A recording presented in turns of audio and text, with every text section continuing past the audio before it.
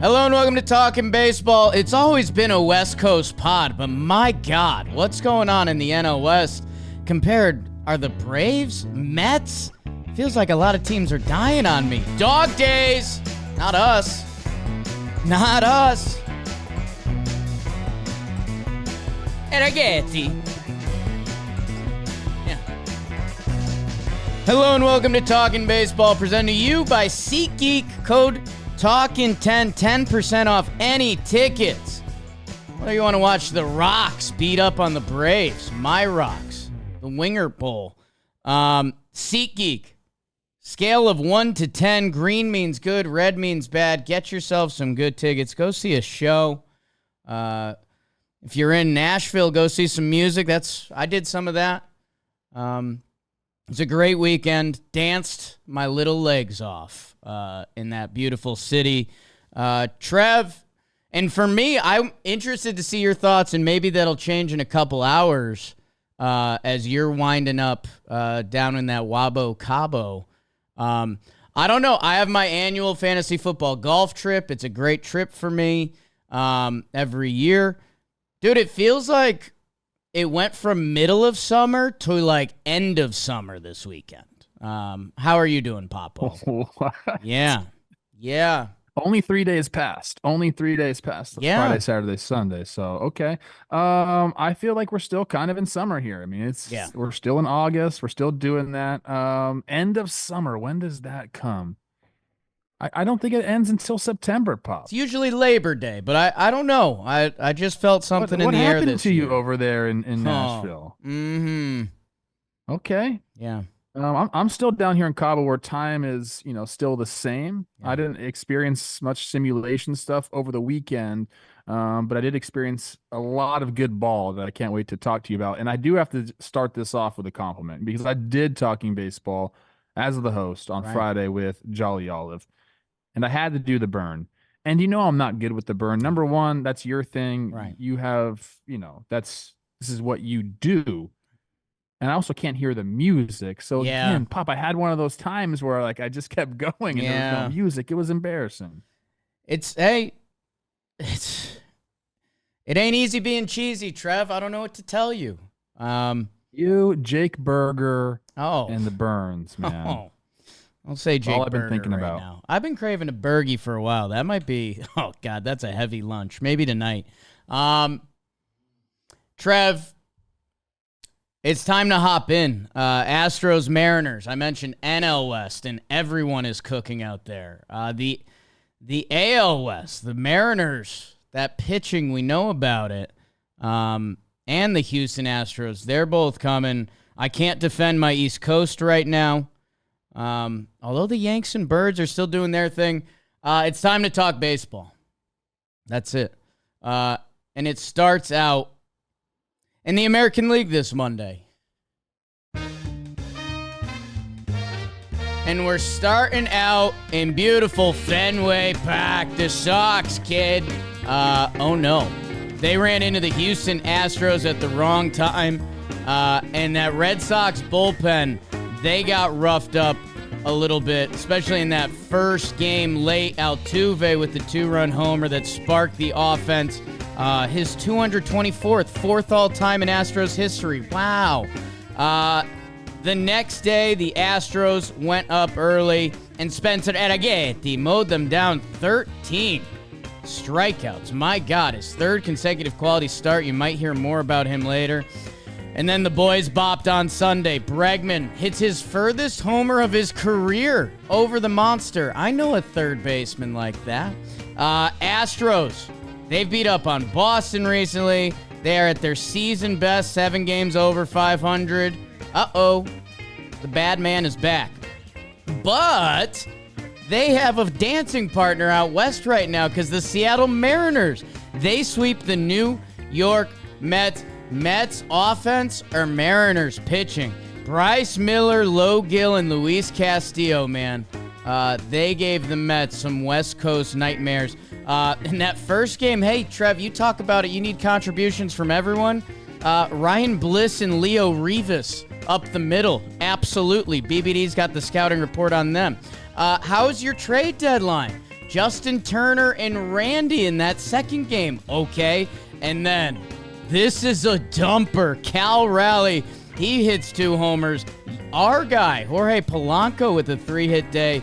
And the Mariners are back in business out in the West Coast. Trev, I'll let you talk Twins guards. The battle for the Centrale. Your Twins have closed the gap, and after winning the first 2 games, they dropped the final 2. You're telling me that they are hunting for pitching, that some guys are getting tired this time of year. You're my Central, an analyst? I say that right? Twins were at 1.5 game back at one point. Good on Cleveland to bounce back. Oh, that's the Talkin' the Baseball Today Bowl, huh? Wow. Cannot wait to tune into that today. Orioles. They take 2 out of 3 from the Tampa Bay Rays. Zach Eflin revenge game. 7-inning shut piece. Corbin Burns. He does Corbin Burns things. But man, Jackson Holliday has become one of the stories out there. He homered in 3 consecutive games. Just what they needed. You know, Albert Suarez had a big boy start because that's all he knows. But the Rays come back in that one for the 2-1 dub. Caballero with the big pinch hit double. The Rangers and the Yankees teed it up for 3, including a double-header day on Saturday. They split that one. Rodon, 5 shutty. Austin Wells, man, go check out what he's been doing behind the plate for those Yankees. And you know what Judge and Soto are doing. They combined for 3 homers in the last game. Big G, Giancarlo Stanton, with the home run after Judge got intentionally walked. That's going to be important for the Yanks going forward. Ugly late there. Yanks survive. Royals and Cardinals, little barbecue bowl. They split 2. Oh, why not? Wilson Contreras with the 2-homer game. All JM. We'll evaluate that at the end of the month. And then Michael Waka, Bobby with Salvi. Sure, Kyle Isbell, like his glove, like his stick, with a 3-hit day in that final game. White Sox and Cubbies, they split 2. Excuse me, the Cubbies swept. I'm sorry, fam. The Cubbies are hot, by the way. Are they back in the mix? Trevor Plouffe seems to think so. They knocked around Garrett Crochet. Been a post-tough deadline for my guy. Where's that extension? That's a little rude.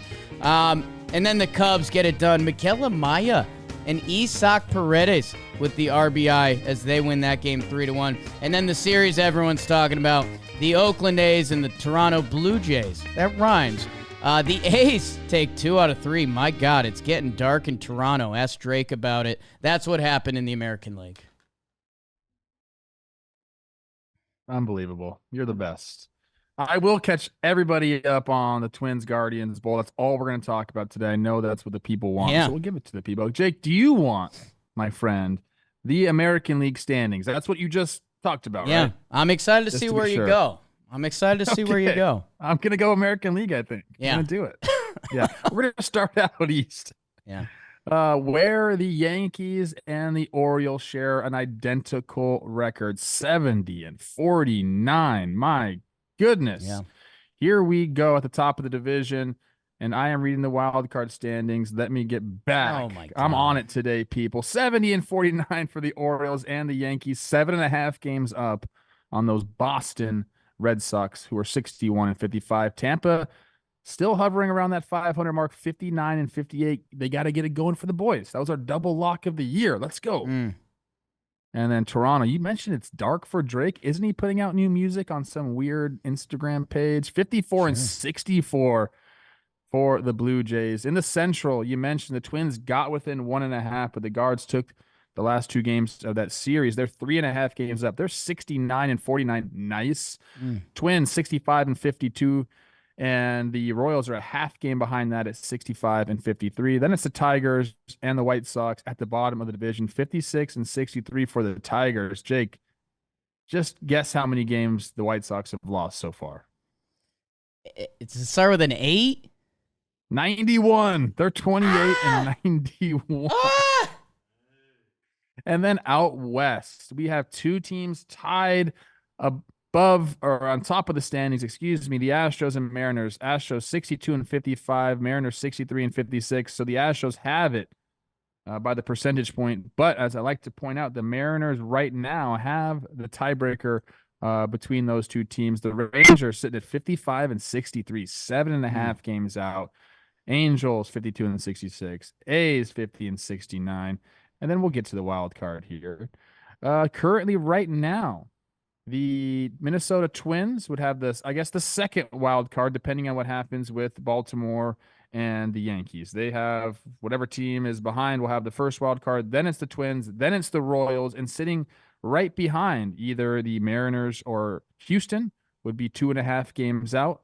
And then it's the Red Sox at 3. And then after that, Jake, it's 5.5 for the Rays, 9.5 for the Tigers. I think we're seeing some distance being put in between the teams here in the American League wild card race. Although 2 ties at the top of the division kind of make it a little weird right now. And those are the standings in the American League. Thank you, Trevor Plouffe. The best standings, man. Who has the season series between the Orioles and the Yanks? Oh, good question. We'll get Orioles. Is it done? Is it done? Yeah. I think if the Yankees right. win out, they can do it. Yeah, that's right. I think the Yankees, those first 2 series early on, they got the business from them. I want to go west, young man. Yeah, what was that? Go yes? I don't know. A lot of tequila sodas. Trev, Seattle and Houston. They kind of take out the East Coast equivalents of each other. The Boston Red Sox and the punchy Mets this year. Both have inserted themselves into the mix. Mets still in better standings currently than the Red Sox. Red Sox are starting to get in that nervous area for wild card contention. I think 3 games out. But the story for me is Houston is playing their best ball of the season. The lineup is continuing to put up big boy numbers without Kyle Tucker still. We'll see the next update. My guy Spencer Arrighetti has been pitching his gourd off. And then in Seattle, talk about pitching your gourd off. And it's what this team is built on, and the numbers from the weekend are insane. I think it was a 0.33 ERA, if you're into that kind of thing. Meanwhile, while getting the offensive contributions they needed throughout with, a 12 spot in that last game. And Cal Raleigh is going to have another 30-homer season for a catcher. Julio comes off the IL. Bad game, but you'd like to think he can contribute. So I'll let you pick H-Town, Funky Town, or Seattle. I mean, both these teams are kind of coming alive at the exact same or right time, I guess. Like Seattle, obviously we know the pitching, the offense has been good of late. You mentioned Julio's coming back. Like this is crunch time for them. Only really one of these teams is going to make the playoffs. And I think that's kind of overlooked in this whole situation, unless something drastic happens in the wild card. Maybe both these teams go off, but as we stand right now, it's whoever wins this division. I mentioned that Houston will have to sweep the 3 games at the end of the year to get the tiebreaker between the 2 teams. I kind of love what Seattle's doing right now. I think you bring in Randy, you bring in Turner. Turner hasn't been great for them since coming over. I believe the OPS is in the 7s, but he contributes in the series here. Randy, obviously, is a stud. He's got a 921 OPS since coming over. He's driven in 5 runs, hit the homer. So they have that offense coming along. You get Julio back, who was on fire before he got hurt. And this could be kind of, who cares what the offense look like? It's now you're in this position, you're in first place, and how do you go from there? We know Julio's been much better in the second half, so he can go ahead and carry your team offensively along with, like you mentioned, Big Dumper. People get so mad. I think Big Dumper is almost like the equivalent of a Will Smith in our All-JM team. Like he just hasn't won a lot of awards for us, but he continuously puts up these massive homer seasons. And I believe Beebs, check the defensive metrics for Cal Raleigh. Very curious. He's great defensively. Yeah, like how has he not been more on our All-JM radar? And maybe I'm misthinking this or misremembering, but I feel like he's getting, Sal Perez or Adley Rutschman out of there. He's had a huge second half. I mean, his first half, his numbers landed at 216, a 299 on base, a 734 OPS because he hits with pop. In the second half, he currently has an 852 OPS. So his numbers were doing a funny kind of like series by series. If he had a big series, he'd kind of be in the 7s, and you'd be like, Cal Raleigh, like he's playing with pop. If he had a bad series, he'd hop back in the 6s, and you'd be like, I need a little more out of that from you, Cal, especially if the Mariners are going to do what they want this year. Second half, he's really locked into gear. He's now had an OPS in the 9s the last 2 months. So, yeah, that changes your standing. I think the question Walks are between... What's that? His walks are up, like big time in the second half as well, which I think is helping boost everything too. I guess the question is, and we've asked this before, but it's getting down to crunch time.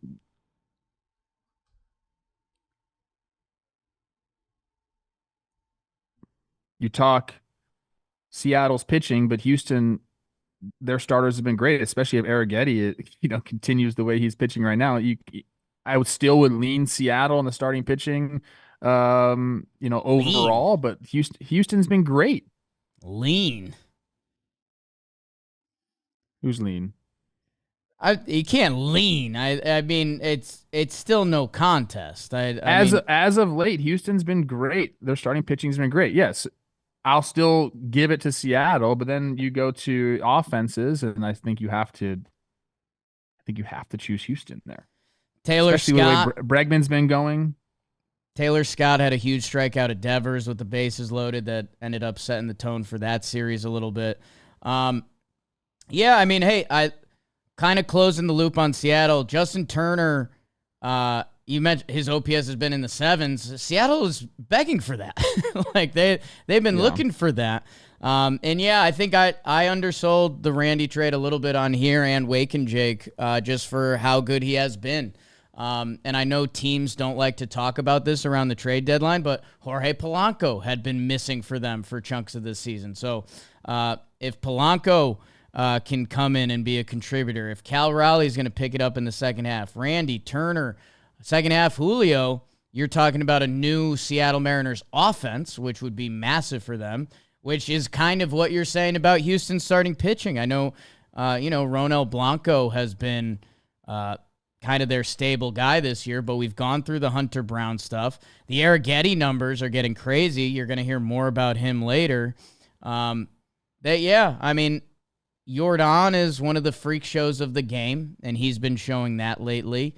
And when you're whoever it is on the other nights, Yainer Diaz, Bregman, Jeremy Pena with a couple 3-hit days at the office, that I think his numbers, he's been above average hitting-wise this year. Yeah, I mean, 709 OPS, 101 OPS plus. That Houston's peaking at the right time. It feels like the Mariners have tapped into something new, that the Houston-Seattle race for first, I think one of those teams can still get a wild card. And the East Coast, West Coast, that's always what this show has been built on. The Mariners-Astros race for first place out west, and the Yankees-Orioles race for first place out east. Couple really fun ones with some like new age rivalry energies going on. I'm going to give you a stat right now, okay? Oh. I got it off X. It's for my guy Tony Adams. He's the one that logged all of the bangs for Jose Altuve and brought all of that to light. I follow him. He's an Astros guy, okay? On May 8th, the Astros were 12-24. Since then, they're 50-31. That's the best record in Major League Baseball. And during that span, Jake, they've allowed the fewest runs of any team. Good. That's what I'm saying, man. The back end's been good. I think Hader,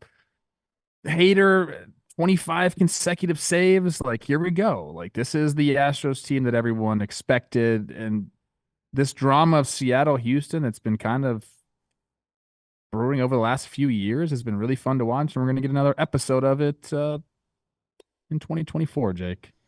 Man, Houston's got Tampa and the White Sox, two teams that haven't been known for their hitting, coming up. In Seattle, where are they going? Detroit and Pittsburgh. So it's a roadie, but those teams have been on the struggle bus as of late or this season. Let's hop out east. My Yanks got their business done. It was scary at the end. My God, the bullpen made what should have been a fun Sunday Soto Judge Stanton Bowl into a scary. And if you saw the last play, if you think pressure isn't real, which if you follow sports, you know it is, watch Gleyber Torres fielding the final ground ball.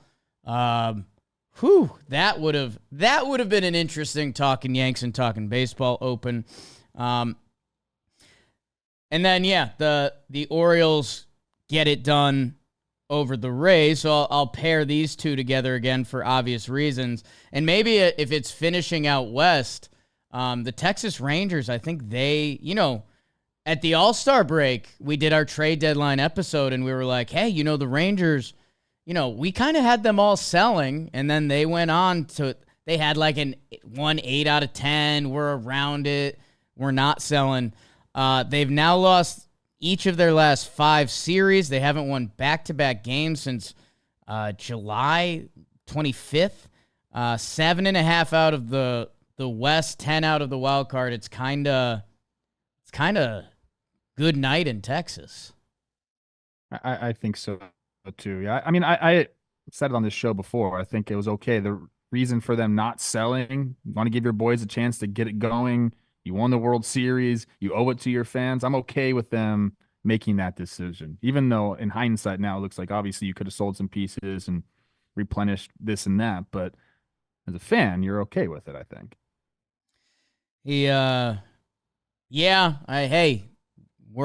World Series is the goal. They did that last year, so that's probably why this isn't stinging as much. But yeah, I don't know. It's kind of one of those things that was lurking throughout this year that we were wondering, we'll talk about my Diamondbacks out in the National League and what they've kicked into. I think we all kind of expected Texas to do that, and we'd be doing episodes and we'd be like, the offense kicked in, and here's some pitching, and it just hasn't. We've been waiting for everyone to come back from injury and save the season, and to just, it just hasn't happened for them. You got any questions about my Yanks? No, not really. You want to hear about my Twins? Not yet, because let's do a little Orioles Rays, because I don't want that to get glanced over. My guy, it's the Zach Bowl, first game, Zach Bowl. Do you prefer an H? Do you prefer a K? Ooh, where does my Zach question. land? This is tough because we have a Zach at our company that's, probably one of the highest Q score ratings is here. Zach, oh my gosh, is he a K or a C? I think is he a K? He's a K. I like it. I'm a K. I think K is like the traditional Zach, maybe. And I guess if we're gonna baseball version this, especially if we're talking pitchers, you want that K in there. Ooh, right? Nice. I think Zach with that's tough. All the Zachs, comment and make sure you're subscribed. They handle their business against it. They miss out on the sweep, which would have had them a game up, but a little. How about those Rays with a little comeback? Gunnar gone through a little funk right now, but here's Jackson Holliday, who at one point he had a 6 consecutive RBI streak. He had a 3 homer streak. I think there was a little when Jackson Holliday got called up. It happened during the trade deadline that we thought the Crochet trade was going through for a second. A little egg on our face there. But it seems like Jackson Holliday is going to be a part of this season going forward. Oh, he's a stud, dude. I almost gave my award today, but I decided to go a different route. But he just exactly what the doctor ordered for the Orioles offense. And it's kind of, I talked about this guy, I think last episode, we talked about it on Baseball Today. He is who we thought he was. I think a lot of times you come up and you struggle with the lights and the pressures of Major League Baseball, but then you start to realize, hey, it's just the same game. I got to learn how to slow it down. He slowed it down, dude. That's the biggest takeaway that you can get from watching Jackson Holliday from the beginning of the season to what he's doing now. I think that the pressure is still there, but it's alleviated a little bit. Obviously, having success helps with that. But I just think he understands now it's the same game. I just got to learn to control the emotions a little bit, and he's been going off, man. Rays are now 5.5 back of the wild card. They are on life support. If they want to go, it's got to start soon. We kind of thought it looked like they had the sauce for a second. And, sometimes we don't highlight the the studs enough. Santander's 35th home run. Yo. And then I mentioned Gunnar. I think he had an 0 for 12 or 0 for 16. And then he followed that up with back-to-back 3-hit games. So,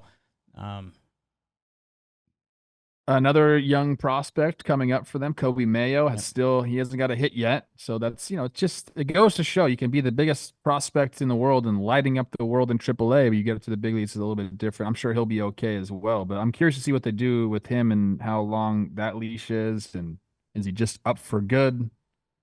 Because they're in the thick of it. They sure are. Hey, speaking of thick, tell me about your Guardians Twins series, the Talk Baseball Today Bowl. It's a great series. It really is. I mean, the Guardians have really handled their business against the Twins. They've kind of owned them this year. I believe they were 0-5 going into this series, so now they're sitting at 2-7 against the Guards. First 2 games were great. You got some buck truck stuff. Matt Wallner with a 3-0 hack against Alex Cobb, just an absolute middle heater 3-0, and he clobbered it to put him ahead. That was the second game on Friday. So they win those 2 games. It's 1.5 games back. They're feeling it. And the Guardians just do what they do. Gavin Williams had a great outing. Jose Ramirez hits the homer. And then yesterday they had a chance. Clase in there, bases loaded, nobody out, top of the order, down 2 runs. And Willie Castro strikes out, had a great at bat, struck out, and then Trevor Larnach double play. It's same cast of characters offensively for the Guardians. It was Kwan, it was Ramirez, it was Naylor. Even David Fry had a homer in the last game. They're a good team, man. They just find ways to win. They really do. Gavin Williams and our guy, it's a Bybee with good starts to finish it out for them. And, hey, good on them for bouncing back. Their lead in that Central down to 1.5 at a certain point. They stretch that back out. I think finishing off in the AL, the Cards and Royals split 2. There's also a bang play that the Royals challenge in the 8th inning. Our guy Tommy Pham, your buddy, you guys attend the same clubs. He beat out a double play that was, as bang as it gets. If that got turned over or called differently on the field, Kansas City could go in with a lead. Instead, they do not. St. Louis opens it up, and then they bounce back the next day. You guys at home know I don't love a 2-game series. Don't love a 2-game split. I think maybe the thing that closes us off and transitions us to the National League, the Chicago Cubbies. Sure, it's the White Sox, and like our guy Blake Snell, they were standing on their business. But the Cubbies are. They never got called dead. Or what's that meme of that guy in the hospital? I'm not dead yet. Or what is that one? I woke up. An ambulance, not for me. No, not. I'll see if I can find it. Cubbies are, I don't know. They're a game under 500. I shouldn't be excited, but they are playing good baseball lately. They're 8-2 in their last 10, still 1 game under 500, 3 out of the wild card. We're going to keep an eye on them. How about that? We'll keep an eye on them. And this is going to happen, okay? The Cubs travel to Los Angeles. This is so stupid, I'm even mentioning this. But I am finally going to bring Ian Happ his bottle of Bordeaux. Yes. Yeah, I'm going to do it. I have to. It weighs on me almost every single day. I mean, I'm glad you brought it up because now I can hold on to that. And if you don't, I got to be like the Lannisters. Pay your debts. Yeah, absolutely. That AL recap is... Last thing in the AL. I forgot to bring this up. Houston, New York Mets up in Seattle. Seattle turns this great double play. Jorge Polanco gloves it. Jimmy did that, like, what's up with the Mets? Why don't they slide into second base? Right. It was another one. Lindor there just went in standing up on a play that if he would have just slid, definitely would have broke up the double play. And he didn't. I don't get it, dude. It's weird. I don't know. It's weird Sorry. stuff. A's, they won against the Jays. Shout out to our guy, Osvaldo Beto, with the big start. Trev Zakaloff getting back in this season. Butt. Geloff. Brent Rooker, one of the best hitters in the game. Kind of.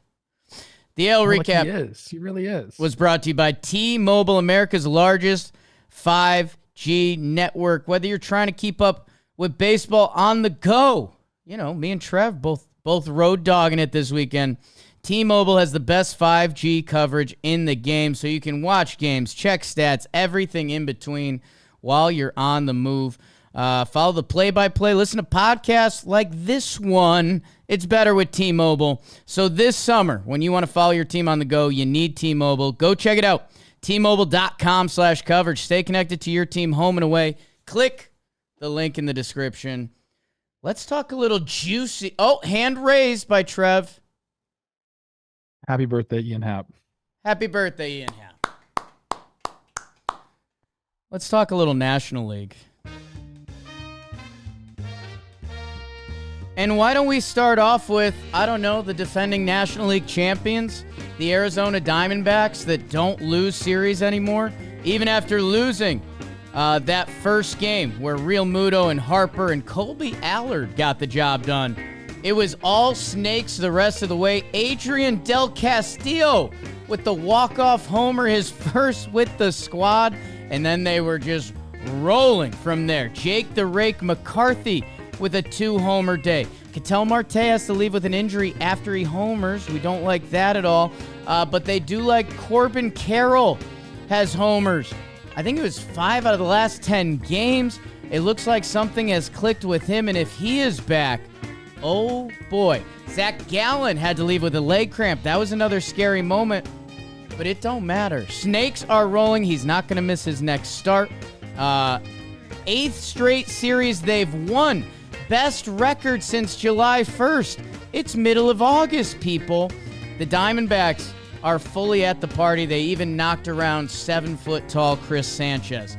The Rockies, not going to be invited to the party, but they're doing some work for other people who are, because they beat the Braves 2 games out of 3. My goodness. Brenton, you'll never be Doyle. He has a homer and 2 RBI in the first game. The Rockies, Charlie Blackmon, Ryan McMahon, we're interviewing the Braves manager after the game, and he's talking about, yeah, you make your own luck. Sure, there were some balls right out of our reach. Victor Vodnik, former Brave, with the redemption saves in the first and final bread games of this series. A Rocky 6-run comeback in the final game. I mean, I don't know what you do. Braves fans in a place they haven't been in a long time, out of the playoffs for a day. They're back in. Well, we'll get the standings from Trev in a little bit. The Los Angeles Dodgers, they sweep the Pittsburgh Pirates. Pirates, baby. Oh, no, what is you doing? I think in L7, yeah. Got that big trade deadline we heard about. Didn't matter this series. Hey, Freddie. Hey, Shohei. Sure. Tyler Glasnow with the 7 innings, 2 earned runs. Another Skeens day gets spoiled by River Ryan, who you met, Trev, but he also gets hurt. I don't think there's any correlation there. There's the fun McCutchen, 2 homers in front of the kids, the McCutchen kids. I don't know what we're labeling that. If you know, you know, I suppose. Dodgers sweep, and by the way, Mookie is coming back. So, okay, I think we're going to see some more Dodger stuff coming up. The team that a lot of people are talking about, the San Diego Padres, the comeback kids, including 2 extra inning victories in this one. Jackson Merrill with 3 hits in the first game, a homer in the second. Martin Perez, sneaky little deadline ad. He gave them 7 innings. Ha-Song Kim. And then we got one of the weirder highlights of the year as the Marlins win the last game, but the Padres gave him another scare. But we had a home run that wasn't a home run that got knocked out of the field. Kind of a weird loophole-ish ruling on that one. Little teaser, you might see it in the weekly dumb. Hey, Jake Berger. Bench is cleared after a Crone Zone smile? Sure, it's hot in August. Brewers take 2 out of 3 from the Cincinnati Reds. And unfortunately, that's obvious. And maybe it's highlighted the most after the Brewers won their first game, where Big Willie style goes yard. Savali with another start. But we've got a 1-0 win in Game 2 where Nick Martinez goes toe-to-toe with Tobias Myers. But there's Reeser with the home run. Reds salvage it on the last game, but obviously too little too late in Cincinnati this time of year. Jackson Chourio? The Giants, they take 2 out of 3 from the Tigers, and they have been rolling. Really good stretch out of them. Robbie Rye, Logan Webb. Giants went on a walk-off. Mark Canasack fly. Another sneaky little deadline move. What was that? They've won 12 out of 15 in San Francisco before the final game they lost. And that Nationals-Angels series that everyone's talking about. The Nationals. 2 walk-offs. Alex Call, Jose Tena. Yup. Angels won the last game. It looks like Jack Kochanevich started that last game. Missed it. I'll be honest, missed it. That's what happened in the National League. Little long. Nice Juicy job, Pop. NL. It's a juicy NL. It was juicy. You had a lot of teams to talk about. Do you want the standings? Yeah. I'm going to start out in the NL East, where my Phillies are 7.5 games up on the Braves. They're at 69 and 49. Braves 61 and 56. Right behind the Braves, 61 and 57. That's the New York Mets. You just mentioned the Nationals, 54 and 65, and the Marlins, 44 and 75. In the Central, the Brew Crew has a demanding lead on the Cardinals, 7.5 games up. They're 67 and 50. Cardinals, 60 and 58. Those are the only 2 teams above 500. We mentioned the Cubs at 59-60. The Reds falling out of it at 57 and 61. They're 10.5 games back in the division, 4.5 in the wild card. Pirates, 11 games back in the division, 5 back in the wild card. They're 56 and 61. And then out west, this is where the best baseball is being played right now, Jake. 69 and 49 for the Dodgers. Padres and the Diamondbacks, both 3.5 games back of that. They're 66 and 53 apiece. The Giants, 2 games over 500, 61 and 59. They're 9 games back in the division, but only 1.5 in the wild card. And the Rockies, 44 and 75 in that wild card, Jake. I mentioned some of the teams, but let's go over it fully. Right now, the Diamondbacks and the Padres have the 2 top spots. Both, again, tied at 66 and 53, 4 games up on the Braves, who are a half game up on the Mets. And then there's the Cardinals and Giants both sitting at 1.5 games out of the wild card. I guess I'll mention the Cubs at 3 games back, but really I think you got to be at 500 or better for us to really give you something. So again, the NL wild card very close. There's 4 teams within 3 games of that last spot. It's going to come down to it. I'm excited. Jake, those are the NL standings, Pop. Magnificent. A demanding lead. Did I say demanding? You did. I think commanding is what you wanted, but I like a demanding lead. I got this pimple on my face right now. It's a lot of my focus is going to, I don't want to make excuses for my verbiage, but when you have something like this, it takes away your brain power. Everyone knows that. Everyone's never going to say words right with that, Everyone's playing banged up this time of year. I'm like Jackson Holliday, his first go-around, like Kobe Mayo. I'm a little nervous right now. It's typically not my game, but I'm feeling it. I'm on the big stage. Yeah, it's something like that. Okay. Really similar. I said the West Coast is bringing the noise, and I'll start where I started with the Snakes. Our guy Dalton Feely in the stands went to the final 3 games where they won. People are saying the Phillies they remain kind of struggling in a big way. I talk about it. I guess ironic's not the word, but the fact that the Braves are struggling now worse, and the Mets have slowed down. But the Arizona Diamondbacks, I mentioned it, best record since July 1st. That's a month and a half now. I mentioned not only did they get injury reinforcements back, but, Corbin Carroll turning it back around is just massive for them. And I'm glad I brought up my guy Jake McCarthy a couple episodes ago, because the season he has now put together as just kind of, there was a hodgepodge of young D-backs outfielders that we were like, how is this going to sort out? Will there be a trade? He looked for a while like he was going to be one of the trade guys, and now he's become a stalwart for them. That's a word? Stalwart? Yeah, that's a word. Yeah. I don't know what it's from. Did you add an H at the end of that, or did you end it with a T? So I added the H like the old wide receiver Dante Stallworth. Yeah, don't do that. Hey, it's August. We're all playing hurt, coach. Oh, man. I guess give my Snakes some love, and that'll leak into D-backs and Dodgers. Yeah, I mean, Phillies, they take the series from the Dodgers, come in, they win the first game, and then the Snakes just answered. Got Dalton in the stands doing some weird Instagram video, and you got Adrian Del Castillo, second game in the show, hits the walk-off homer for his first major league home run. That was awesome to see. Then it was all Snakes, and the offense just absolutely exploded. Talking 23 runs over the last 2 games. And you mentioned Corbin Carroll. He had a homer against Alvarado. Lefty, 99 miles an hour. He hits it the other way. I mean, just shows you where he's at right now with his swing. The numbers support it. This team looks good, man. This team looks so good. They can beat you in so many different ways. They got a full pitching staff now. Like, everything is coming up Snakes. I mean, I know the Phillies haven't been playing great ball as of late, but they just went into Dodger Stadium, took that series. Now you take 3 of 4 from them. I mean, the Snakes and the Padres are both going to threaten the Dodgers in that division. And I don't think I was ready to say it last episode. And I think I'm ready to say it now. Like, that is going to be a dogfight. I know it's easy to say that when it's 3.5 games, but just the way that they're playing and the health that they have now, and the Dodgers kind of combating some more of the injury stuff, like, this is going to come down to it. We might see the Dodgers in a wild card series.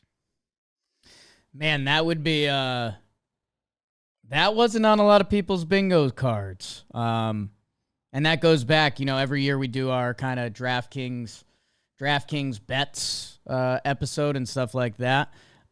It's funny, every year they've done a couple, like, these teams to win the division, and like Braves Dodgers seemed pretty like as locked as you can be, and Braves ain't gonna happen, and Dodgers are in serious question. Snakes have some fun conversations about going to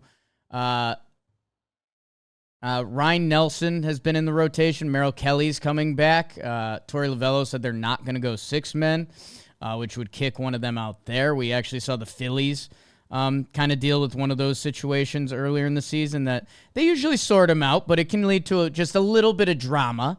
If you start having bad starts. Snakes are here, man. I mean, Ketel Marte, we keep talking about, is sneaky MVP, like vote getter type guy this year. And yeah, if Corbin Carroll is this with Jake McCarthy, Phillies, tough West Coast trip, 4-6, tough little stretch for them. They are going back home, and they'll host the Marlins and the Nats, so maybe that can be the kind of final thing to get them out of this. But again, they've been a little bit lucky that Atlanta's been on the struggle bus big time. Mets, really rough weekend. Yes. Did you see your guy? I guess we'll transition over to the West. Just real quick, Braves Rockies. Probably not going to spend a lot of time on this. Do it. Matt Olson's homer, grand slam. I did not see that. No. It's back. I mean, he's back into date your daughter. Yeah. Okay. He went at triple deck in right field, the launch angle of a 50. I don't know. It was so high and majestic. I thought, I got to show Jake Storiale this, because he needs to be back dating your daughter. Hey, man. Watch this swing. Here it is. I would love that. Oh, God. That's third deck, huh? Oh, Off yeah. the facing of the That's on the way to the bar up there. That's He had another one later in the game, so he had two in that game. I just wanted to shout that out. But I guess the Rockies really deserve the talking point coming back in that last game. Only the second time in franchise history they overcome that type of lead at that point in the game. So snaps for Ryan McMahon, Brendan Rodgers, all the fun guys that the Rockies have. That's nice. Bravos, man. Like Jorge Soler is hot. Matt Olson is getting hot, but the wins haven't followed yet. That I don't know. They're still on the West Coast. They're about to play your Giants for 4, who they're becoming a story.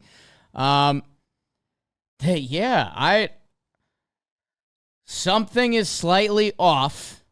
And hey, baseball, that can change quick. That can change with one series, and then it's go time again. The top half of their lineup, it's still a lot of the names that you want to see.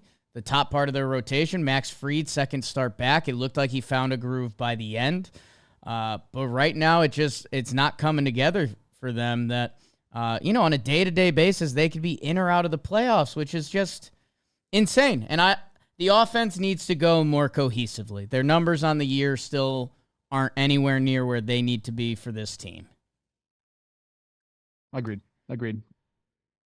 Dodgers, real quick, I guess, Yeah. on this. They ended the Pirates season. I think, Yeah. I don't want to officially call them dead, but I think they're dead. You mentioned the big trade deadline that really didn't happen for them.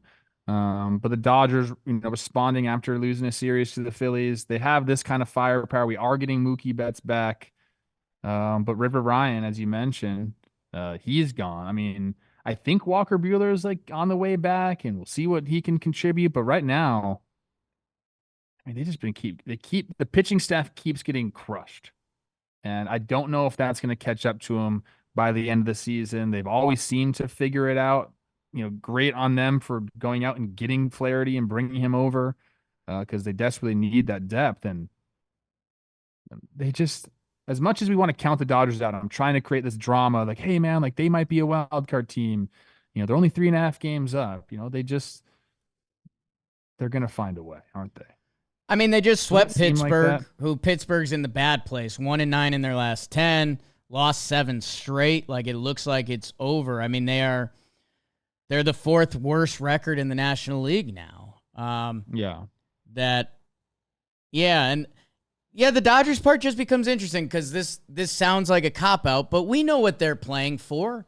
Like, the regular season, sure, and hey, everything we just said about the Braves, how they're now fighting for their lives, the Dodgers aren't in that position. Mookie Betts comes back right after they swept. Like, the Dodgers conversation, I think we know where it's going to land around, although they got 3 teams in their division who are hot right now. But the question is, like, what are they going to look like come October? Because Glass has done it all year and has been awesome. They just added, the Trevor Plouffe's team, Flaherty's there, and he's still looked good. But what's Kershaw going to look like? Right now, Gavin Stone's fighting for his life in the rotation. Like, they don't have a starter listed for Wednesday. That if the Dodgers come to the finish line and they don't have the arms ready, it's just... This is the team's window, man. You paid Teoscar 1 year. You paid Shohei $700 million for 20 years. I think the biggest thing for them, I guess you can say this about any team, but really I believe this for the Dodgers, they don't want to have to go play 3 games in 3 days and then have to figure out the rotation for, if they win that wild card series, figure out that rotation for the divisional series. They'd rather, it would suit them maybe more than any other team to be able to skip that round and line up the rotation for the divisional round, if you know what I'm saying. Hey, and maybe the spin can be different. Like, right now, the offense, Max Muncy, Tommy Edman, I don't know, is he going to get in the mix at some point? Mookie, obviously, the Dodgers, I guess more question marks than we expected as we approach September. Still think they can answer most of them. Should we be more disappointed in Pittsburgh? I feel like no, because we knew that this was going to happen. by the end of the year if they didn't significantly upgrade their offense. And then you have, we knew the pitching was good, and it still is good, but just can't really, when you have one of the worst offenses in all of baseball, it's tough to keep things going. There's two teams out west that still need to be talked about for what they're doing. The San Diego Padres, the comeback Padres, are becoming who we thought they were. Like, they're this electric baseball team, must-watch television. And yeah, I mean, we had it all. Cronenworth, hard slide into the bag. We got benches clearing on that. The it wasn't a hard slide at all. I don't know what happened right there. That was the silliest thing. Nothing. It wasn't really a benches clearing incident. I guess it technically was, but it was pretty tame. I mean, he slid into the base, like directly into the base. I don't know what people need to relax a little bit. Like, second baseman, like, dude, you're gonna get a spike every once in a while. Okay, it's not that big of a deal. Wow, look at you. You've gotten sorry. Being behind the mic changes you, man. That's man. We were ball players here. Padres are a lot of fun. Again, the highlights out of this one are pretty wild. Donnie Barrels with a pinch hit 2-run homer. And then there was the Ha-Sung Kim. This is the one you need to look out if you just haven't seen it. Ha-Sung Kim hits one off the top of the wall. It pops up. It looks like it's returning to the field of play, which would mean double.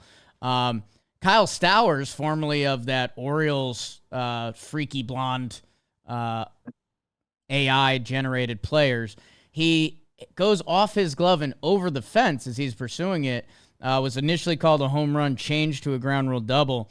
It's an odd one. It's one of those, I can only imagine how hot and bothered this got Tim Kirkjian, because this is one of those baseball plays that are, if you go to a base, you're going to see something you never seen before. That's pretty good Kirkjian right there. It was okay, right? Yeah, I mean, Jackson Merrill, tying the game up for them in the first two games, the big comeback kids, as you're calling them, and then this in the last game, you're like, oh my gosh, they did it again in the ninth. 2 outs in the ninth. Ha-Sung Kim gets up there. So, I mean, there's kind of a lot to unpack here. So it hit the wall and then hit the defender and then went over, and that's why it's technically considered a ground rule double.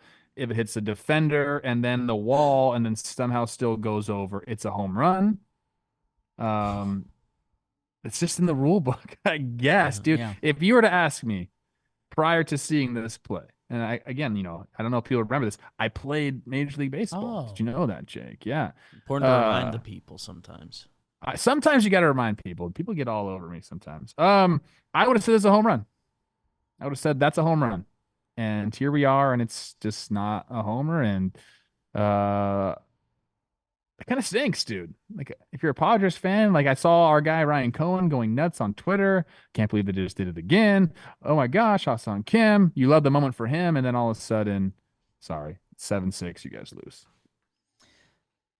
This hasn't happened very often, because I really feel like I would have remembered something like that happening. Wall person over the wall, not a homer. Just remember that equation. Yeah, I mean, everyone, it felt like Canseco-y. Everyone remembers that famous play, but because it hits the wall first, and I don't think they can complain too much, because it does look like the trajectory of the ball was coming back, but at the same time, dude, he knocks it over the wall. Those little paddings on top of the wall, which, okay, great, we got padding on top of the wall. How have we forgotten about the bottom? Wake up, humans. But dude, those paddings are always messed up. That padding before the ball hits it is tilted. What is that? This is the field of play. Maybe I am Kirkjian, Mad Dog. You kind of sounded like him right there. And you weren't imitating him. You were just speaking how you speak. I was just speaking how I speak, someone might say. I want to finish out the West Coast. Well, given Milwaukee will give a little love on the way out, and they're getting some other stuff along the way. The San Francisco Giants, Trev, I don't know whether to compare it to the Cubs, because maybe they shouldn't be, because they are above 500. They are 2 games above 500. If they weren't playing in this division, what would we be talking about? The Giants are playing over the past 2 weeks some of the best baseball around the league. Robbie Ray, even. Shout out to my speech impediment friends. Genuinely, Jimmy used to have one. Look at him now, king of the world. Hayden, show me your bird song. Trev, you've always kind of liked this Giants team, and I don't know, the ball's rolling, but it just better, like, zero room for error at this point. And that division is brutal. No way. I think it's a good way to put it. Zero room for error, but they're kind of, hitting their stride finally. We like this team because of what they did in the offseason, made a ton of additions.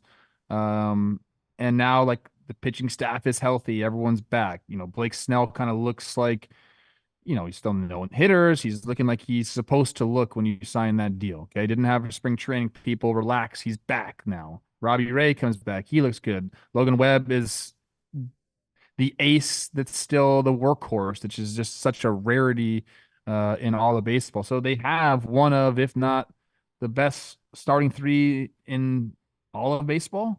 Like, their pitching staff has been excellent. They had to make an adjustment in the back end of their bullpen. Duvall's out. He gets optioned down. So you got Ryan Walker in there. He gets his first save, which is really cool to see. So, they're making these adjustments. Now they're starting to hit a little bit. Matt Chapman's been really good. But yeah, it's just they need to stay on this same path pretty much the rest of the season, Jake, if they want to kind of get into the playoffs, because there are the teams ahead of them that are just, they don't look like they're going anywhere anytime soon. Man, and if you don't know how sick this sport is, the fact that Camilo Doval can get sent down. I mean, one of the most talented pitchers I think I've seen, and like, just couldn't feel like a more uncomfortable at bat for me with how long he is and all that. Yeah, he gets sent down to AAA. Good for Ryan Walker for trying to pick up the slack. And the rest of the Giants bullpen, who had a couple good games there. So, yeah, if you're the Giants, you got the Cardinals, the Mets, and Atlanta in front of you. I don't see them as, like, that far behind any of those teams. I feel like all those teams kind of match up well right now. So 1.5 games back of Atlanta in the wild card. This is... Could we see 4 NL West teams in the playoffs? Has that ever happened? I mean, no. I'll answer that question. No. No, it hasn't. Yeah, let's hey, it might be a fun late night watch to see if the Giants, actually any of the late night watches, like whatever NL West team is out there. Hell, even my Rocks with that comeback, maybe not, but you're going to find some good action out there. Trev, I think I want to close it off with, and Tigers, hey, who did I saw Parker Meadows, 10 for 22 since coming off the IL. Matt Vierling. Matt Vierling. He was involved. Also, shout out Mark Canna, who hits the walk-off sac fly against his revenge team. I saw him before the trade deadline. I was there in Detroit doing the game when they were playing against the Twins. I talked to him in the tunnel. I said, how's it going, man? He said, I'm just waiting to hear. Eventually goes back to the Bay, which is nice for him. Gets the walk-off sac fly, like I mentioned, against the Tigers. Like, times are good for Mark Canna right now. He's going out to, like, nice dinners and documenting them on his Instagram. Oh, yeah. Like that. He loves food. Where's Gabe Kapler? Where is Gabe? Where is Gabe Kapler? Is he in your neighborhood? I want to close off with the Reds Brewers quick. This is a little unfortunate to the Brewers, who had their 5-game win streak snapped in that final game. I think a couple things of note here, and you're highlighting a Brewers player in a minute or two. Rhys Hoskins had a 14-game hit streak going at a certain point there. His numbers were very much teetering on a meh place. He's kicked into gear a little bit. I think the other thing that just kind of one of those head tilt moments for me when talk about how weird a season could be, Devin Williams with his first save on Saturday.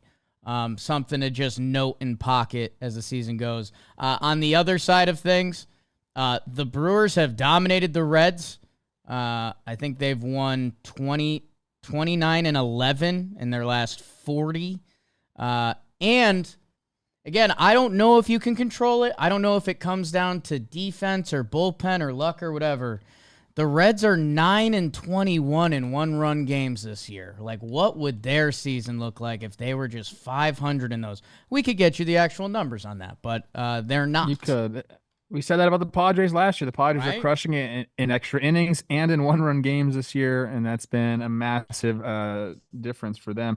The Saturday game for the Brewers, when you play in those games, it's nothing. Bottom of the eighth comes up, and you have a guy homer for you to go at 1-0. You bring your closer in to lock it down. Best games that you can play.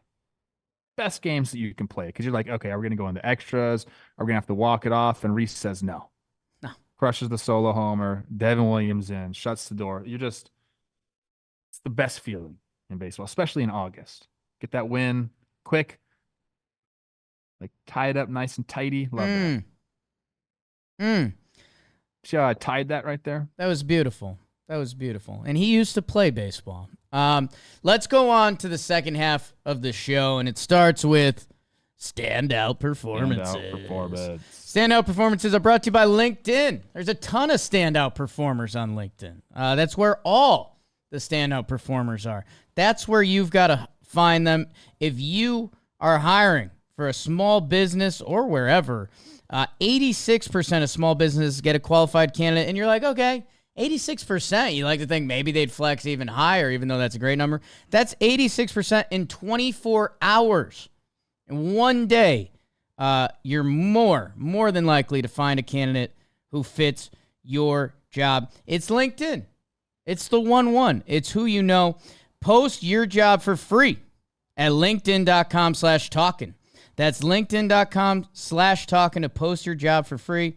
There's a link in the description. It's LinkedIn. It's where the people are if you're looking for the people. That's just off the top of my head. I sent you an Instagram. It was Casey Musgraves. Yeah, you and did. Who's the new kind of country queen right now? It was Casey Musgraves and Sabrina Carpenter. Your first pitch. Oh, that's what it was. Yeah. So you have to choose one. Who do you choose? How do you mean? Well, my old question used to be Doja Cat or Dua Lipa. Right. And now I'm going Casey Musgraves, Sabrina Carpenter. I'm saying musically. I mean, if I'm being honest with myself, I'm more of a Sabrina just because I'm more poppy, small. Okay. But, yeah. I think I'm going Casey Musgraves. I like that she I writes. I think I'm Sabrina, you're Casey. I like Sabrina too, though. BBD's the beautiful microphone that we put our lips to. Who's your standout? My standout is going. We mentioned him a little bit. Jorge Soler, Oh. who has been, obviously jacked. Looks great in a Braves uniform. You knew that already. But he hit 4 homers in 3 games. On Saturday, he went 3 for 4 with a homer, 3 runs driven in against the Rocks to get the dub. Since going over to Atlanta, he's played in 10 games, Jake. He's almost 3.46ing it. He's 297, 395, 649 for the one daughter in 10 games, 43 plate appearances, 4 homers, a double, 10 runs driven in already, and 6 strikeouts to 12 walks. So in that 2-to-1 ratio, which is good. So shout out Jorge Soler. He's got to continue to go. As we mentioned, those 4 teams kind of jumbled up there at the bottom of the wild card race. Look at that bad boy. I know it's in Colorado. I know people. That's okay. That's a good feeling right there. That's a good feeling. Did he go into the little cave right there, the staircase? That's always nice. I like that. You're out there, you're going to get, a burger, or do people get hamburgers at baseball games? They don't. Then all of a sudden the ball's coming your way. That's nice. People get burgers. The hot dog, it's like the one place where the hot dog wins. Yeah, like burgers are not necessarily a ballpark food, which is strange. They should be considered they're like more. there. Yeah. But available to you. I think it's just a little messier. Like the hot dog, you can kind of eat and wipe the hand on the leg. Burger, you need a wash down. You can Wait, no, the they invented sandwiches is because they're less messy. Right. I'm saying the burger is a little more messy than a hot dog. I don't think it's Oh, I not a disagree. wide gap, but Let us know in the comments if you think a burger is less or more messy than a hot dog. Tell us why hamburgers fell off in the comments. And just a reminder, Braves Devil Magic not hot in the streets right now. Jorge Soler, his career with the Atlanta Braves, he has an OPS in the nines. Career 795 the rest of his career. Playing right field for them because Marcel the Bear is locked up in the DH spot. That's a big One of them has to play the field. That's a big right field for Jorge to cover. And yeah, Braves fans, I think they already have, but that brutal loss, that 6-run comeback, you have it circled because the math isn't mathing right now. Soler is balling out. Matt Olson has found it. Austin Riley has picked it up a little bit, that it's like they're either about to be mentally broken and go one way, or they're about to get hot and lock in. I'll tell you what, I might be late night watching Giants Braves this week. Snell versus Snail. Sale versus Snell, excuse me. Like that. Sale versus Snell. The Thursday game winds down with Max Fried and Logan Webb. So yeah, the Giants ship going the right way, the Braves going the wrong way. A lot of talent on the field. Speaking of, again, I know we did talk about this a lot. And Trev, we could have gone so many ways. I mean, any Seattle Mariners starting pitching. Zach Eflin revenge game. Judge. How do you feel about Logan Gilbert on the sticks after the game? How do you feel about I love that? it. College football is my most played game of all time. It just strikes a chord with me. It's not even playing the games. I just like running the dynasty. It's a weird little, I don't know what it is. I need more context on like when exactly that was, all Right. that. I need more information. I don't care necessarily, but part of me thinks not a great look if like the game is still going on. I know he probably has ice on his arm, I'm guessing. Or maybe he's got some contraption hooked up to his legs. Like there's some sort of post-game rehab, I'm assuming, going on. I mean, if you've got the adrenaline pumping and you want to hit the recruiting trail, I mean, that's when you got to do it, you know?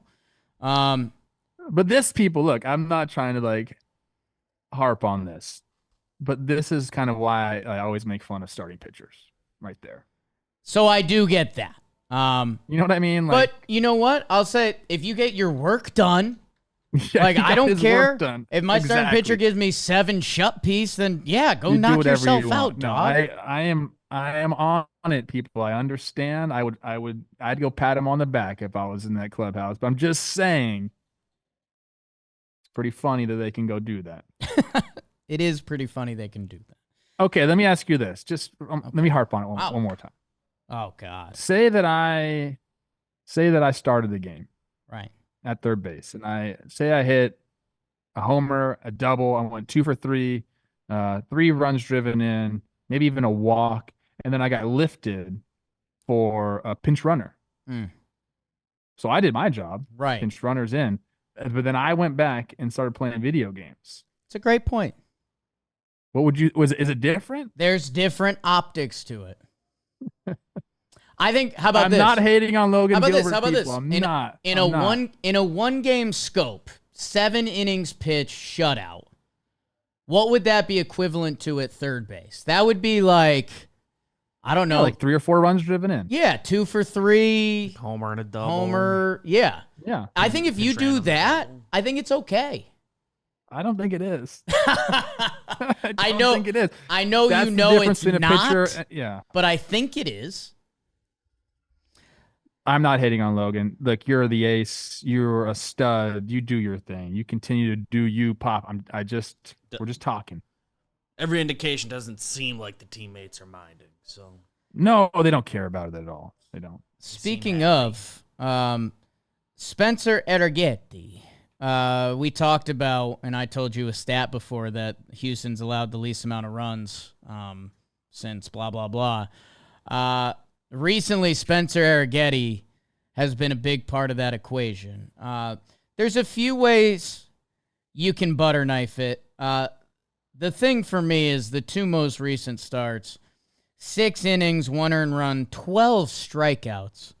7 innings, 2 earned runs, 13 strikeouts. At Fenway Park, man, where you give up a walk and what looks like a fly ball to left, you could give up 2 runs pretty easily. Strikeouts, this show has a love-hate relationship with strikeouts sometimes. But a certain level of strikeouts, that's just a form of domination. You're walking up to the plate with a bad feeling in your mouth. And Spencer Arrighetti has kicked into gear back-to-back 12 strikeouts games. If you want to go back to, say, mid-July, 31 innings pitched, a 3.19. That's not too gaudy, but for what this Houston Astros offense needs, it's more than enough. Like we talk about when October comes with the Dodgers, who's going to be throwing for them?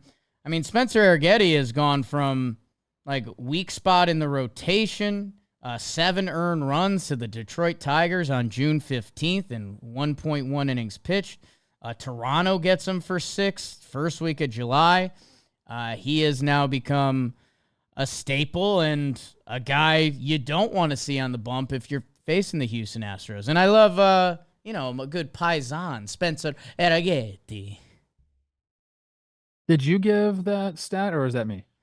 Tough to say. I'd have to re-listen. I'd have to watch the replay. There was a strikeout for Arrighetti that I thought he maybe looked over into Boston's dugout and kind of like did a little something to it. Oh. Maybe it was to his own teammate because they didn't show who he was looking at.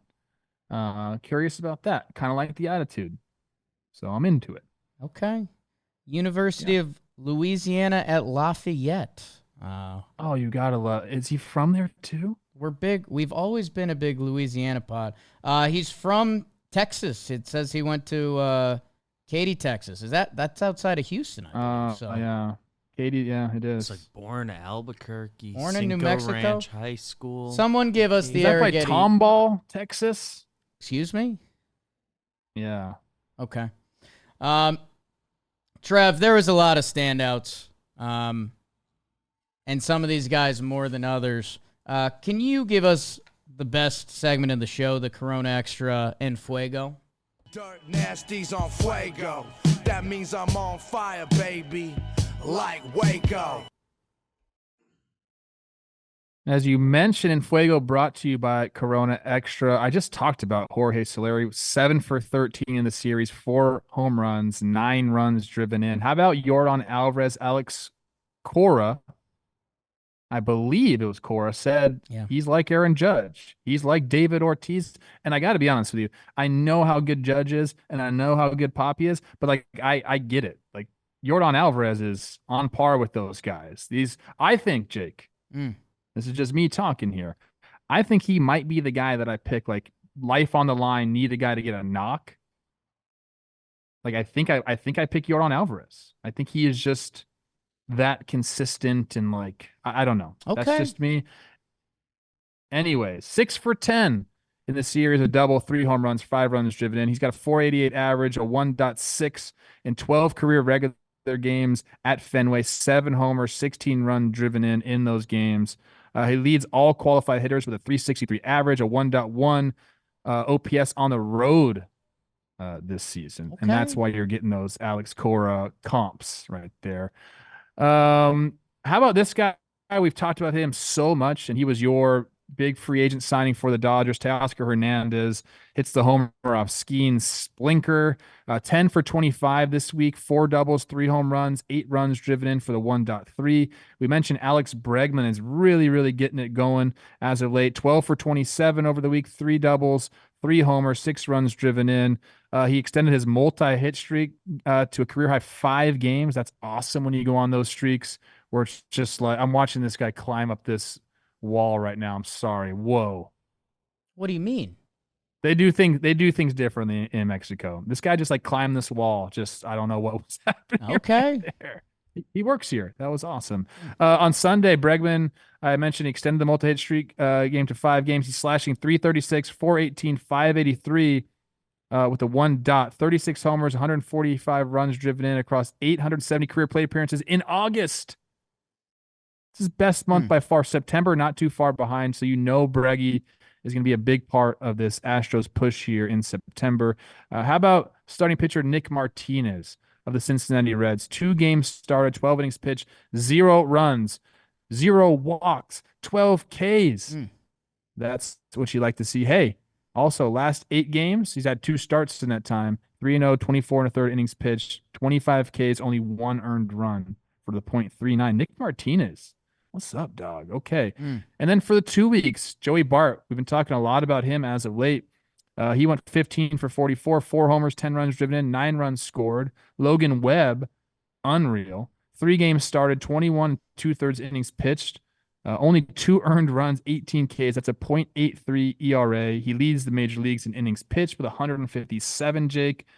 He pitched 7+ innings for the 13th time this season. No other player has thrown 7+ innings more than 10 times in 2024. That's why he's the guy. And then relief pitcher Tyler Kinley of your Rocks. 6 games in these 2 weeks. 1 save, 3 holds, 6 innings pitched, only 1 hit, 7 Ks, no runs. That's a 0 ERA. And it is time now, Jake, as you know, for the Corona Extra player. This guy just did a little bit more, and he did it in front of our guy Dalton's eyes. Jake McCarthy. 8 for 18. That's a 444 average, 3 homers, a triple, 11 runs driven in the 4-game set against Philly. He has the highest average in the NL since the All-Star break at 385. He's just another reason why we're so high on the D-backs. That added depth in the lineup, what he's been able to bring to the table. Now you got Corbin Carroll going again as well. Shout out to Jake McCarthy, our Corona Extra player of the app. Trev, beautifully done. Make sure you guys go out, get some Coronas. I had a few this weekend. Few might be underselling it. Corona, it's about finding the maximum amount of joy within every moment. Win or lose, home or road, it's everywhere, man. Get yours today. Order Corona.com for 21 plus. Relax responsibly. Corona Extra beer imported by Crown Imports. Get yourself a Rona. Feels like a big Corona Extra October coming up. God. Am I seeing you this weekend? Yeah. Wow. I got a lot of weird stuff coming up. Just real crazy trips all together. I believe Blitzball 5 is happening soon. That's sneaking up. Coach. God. So yes, I'll be seeing you this weekend though. Glad my life's going to be slowing down. What is slowing some people down is the IL. It's the worst segment of the show. Placed on the IL, Cookies Carrasco. You hate to see that. Austin Hayes, new Philly legend. He goes on the IL. Joe Ryan, Trev's guy, along with Brooks Lee, the super prospect for Minnesota. Let's see. A lot of arms. We talked about River Ryan, Wenceel Perez for Detroit. A lot of chunky bullpen list on this. I'm going to knock on wood. It's a little scarier. James Paxton expected to go on the IL. If you didn't see that one, that was a tough one to watch. Looked like his calf just locked up. I don't know. It was a weird one. He's expected to go on the IL today. Returning from the IL, how about Alex Cobb? You mentioned that in the Cleveland series. Another could have been Giants pitcher. Throwing it for the Guard Dogs. Trev's Kyle Farmer. Hey, your guy. Reed Garrett for that Mets bullpen. Emilio and his pagan ways for Cincinnati. DL Hall for Milwaukee. Remember, that was supposed to be the piece in the Corbin Burns trade as Joey Ortiz homers again. Merrill Kelly for the Snakes, making that 6-man. And Julio, grab the stretch. Mookie Betts coming back. Joe Musgrove, just what San Diego needed, more reinforcements. And Taijuan Walker for the Philadelphia Phillies.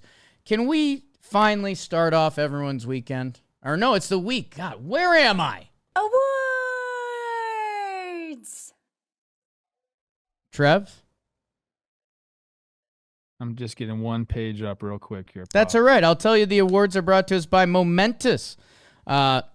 You may assume you're getting everything your body needs from a diet or a green juice here and there, but most people are still short on essential nutrients our bodies need to function at our best. That's where Momentous comes in. Creatine, omega-3 protein. I've been having a lot of creatine conversations around the office. I didn't realize like what creatine is. I just had like old high school football memories of creatine. Creatine, really good, and it can aid cognitive function to reducing inflammation in muscles and joints. And Momentous, you may have heard this before. When we originally started talking to this, we're like, what's your guys' deal? You guys silly? You guys what? They're like, we're the best. Oh, excuse us. And they are found in all but 2 MLB teams' clubhouses as they are their trusted supplement provider. So there's a reason why the world's best. Who are those 2 teams? I have to find that out. I don't know if there's an NDA. But the also, just real quick, I don't think you want to be labeled as like the silly. Yeah, that's true. The company, silly right? nutrient company. That's a great point. That's right. That's why I probably didn't have too many job offers there. Go to livemomentous.com. Use code TALKIN to get 20% off your first order. That's livemomentous.com with code TALKIN. There's a link in the description. A good deal, a good product. That's what you want, Trev. Your standout? My award? Or even better, your award. My award is called the Flying Under the Radar Award. Okay. Something I'll just never understand is, I like, I like Top Gun. I like Top Gun Maverick. I watch it frequently when I'm on the airplane. It's kind of been my go-to movie. But you watch these plane movies and they frequently, say, hey, we're going to fly under the radar. Like they literally mean under the radar. There's a scene in Top Gun Maverick where they have they call them SAM missiles that are on top of this canyon. And if you go above, you hit the radar and they fire missiles at you, right? But somehow you can fly below radar. Why can't radar just reach like the ocean? Why can't it reach the level of the ocean? Great point. Like what do we do? How can you fly below radar? I'd even understand if you flew too high for the radar, but below radar I just never really I guess it makes sense with like mountains or buildings or stuff, because then that's what's interfering with the radar, right? I guess, but you can go under the radar on an ocean level as well. Yeah, it's a good point. No mountains in the ocean. It's a good point. Great point. Thanks. I just don't understand it, but I do enjoy it. I enjoy when you fly under the radar. I'm like, yeah, look how low those planes are to the ground. It's so sick. I wish I could fly these things. Tom Cruise tried to in Top Gun Maverick. They said, no, Tom, you can't. Even though he just rappelled down the Eiffel Tower, I believe, and brought the flame to Hollywood. Because 2028 Olympics are in Los Angeles. I will be a coach on that USA baseball team. Anyways, there's one guy was flying under the radar. We went into this season with the Jackson 3, right? It was Jackson Merrill. Hey, shortstop getting the nod out there to play center field for the Padres. You were all over it, Jake. I got to give you credit, man. Now, you were all over Jackson Merrill being kind of the difference maker for the Padres, and he surely has been. And then you got Jackson Holiday, who really stole all the hype. It was going to be him, and he makes his debut. It's bad. He goes down. People are talking about that. Now he's back up. He's going off. Good for him. Gets a lot of hype. But the other Jackson, I think, has really flown. He's flown under the radar for the most part, and that's Jackson Chourio of the Milwaukee Brewers. So I think there's something really important to point out. First of all, he's playing really good baseball since the beginning of July, Jake, which is 30 games. He's hitting 320, 366, 500 for the 866 OPS. But then, in just typical Brewers fashion, dude, as soon as things seem to be bleak or dark, Christian Yelich, who's playing incredible baseball this year, he ends up going out. Yeah. And that was on July 23rd. Since July 23rd, the numbers have been even better for Chourio. 353, 389, 559 for the 948 OPS. Jake, did you know that the Brewers have the second best run differential in all of baseball? I did not. Like, what's up with that? Whenever the Brewers face adversity with their lineup, with their pitching staff, they just seem to get better. Since Yelly's gone out, Jake, they're 10-6. And not mostly, but partly because of what Jackson Chourio is doing. I think he gets left behind in the Jackson talk and the rookies. This guy's 20 years old. Jackson freaking Chourio doing it. And I really liked what he has been doing since the beginning of July. But then I looked at the numbers since Yelly went out. Can you step up? Can you be a guy? Can you be a cog in the offense to help your team, retain that division lead? And obviously, yes, 68 at bats, 24 hits, 4 homers, 10 runs driven in, 948 OPS. Jackson Chourio flying under the radar, but he won't be because he's going to be playing in the playoffs, and that's kind of when these things blow up. So stay under the radar for now, and then we'll see you in the postseason. My guy Jackson Chourio, under the radar award goes to you. Beauty, Trev. Yeah, I know I think he had a mess Sunday game, but outside of that, he's been electric, and it's kind of, I guess, what I was saying with that, kind of where we are at in the season. It's going to be exciting to see where these teams land. Like, if Jackson Chourio continues like this come October, he's going to be one of, if not the most feared lineup in the Brewers team. And there was a while where his rookie year was looking disappointing. And yeah, he's having a 2.5 WAR season. He's got a positive OPS plus. Like, for a 20-year-old rookie season, for what can truly be expected, he's doing some great stuff. And he's under Brewers team control if they want it through 2033. So you can get familiar with him in Milwaukee and everywhere else. I'm going to go a slightly different way with it. I was debating just pairing on the other Jacksons because everyone is balling and just kind of rolling off of that. There could have been some love for Dansby and Mallory Swanson. I'll give them their snaps. Yeah, I like that. Mallory with the goal in the gold medal game. Dansby got his 1,000th hit. Pretty cool. As the Cubs are surging late. Instead, I'm going to... a great award. Why didn't you go with that one? I know, because I'm kind of mid, and I'm a homer. I'm going to give out the Unique New York Award. Unique New York. The Human Torch was denied a bank loan. Trev, there was a little bit of slight history made the other day. Giancarlo Stanton. Wow. Remember him? Meaty dude. MVP, 59 homers. He's been forgotten a little bit this year between an injury and the Stanton the Judge and Soto show that we get to see every night. Stanton became the 17th player in baseball history to hit 20 homers in 13 of his 15 seasons. He's a historic power hitter. And Trev, the Unique New York, just the Anchorman opening scenes. They'll always just get a little giggle out of me, certain time in my life. Dude, the home run he hit the other day, it was one of those 115 exit velo, the launch angle's like 0. But Trev, something really cool about it, I think he knew the slider was coming. I don't know if he was guessing, or I don't know if if he maybe had something on Leclerc. He went down and got it, and there was just something weird about the way he swings, the way he attacks the baseball, and the way he balanced his body in that swing. It's oddly unique that nobody does it like that. Nobody hits the ball harder. And, Trev, something I'd like to note, while he was out, was also when the Yankees played their bad baseball. When Giancarlo Stanton is in the starting lineup, the Yankees' record is 50-24. 50-24 with Big G in the lineup.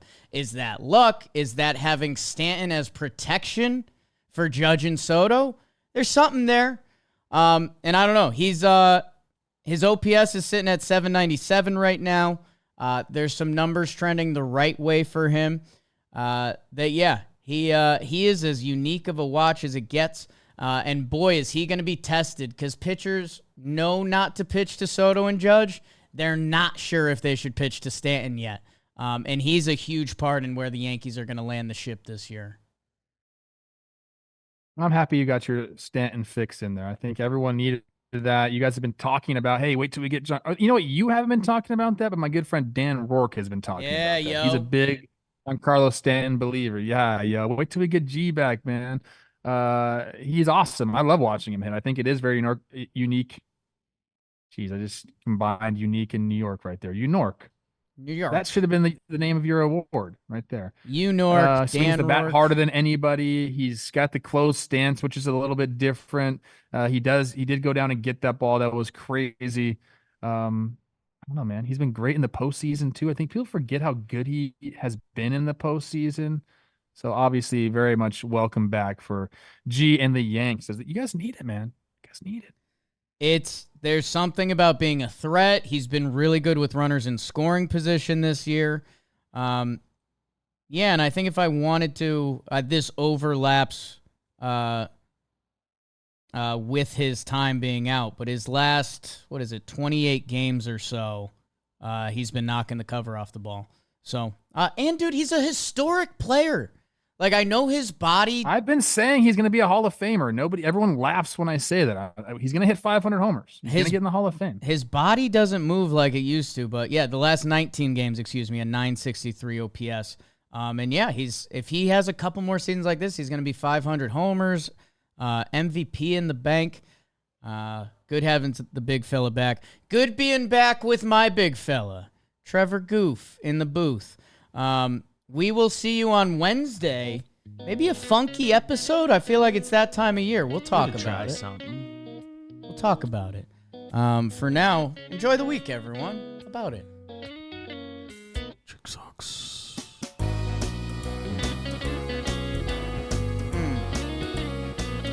I got some fans down here in Mexico. Couple Jake sucks thrown my way like that. Oh.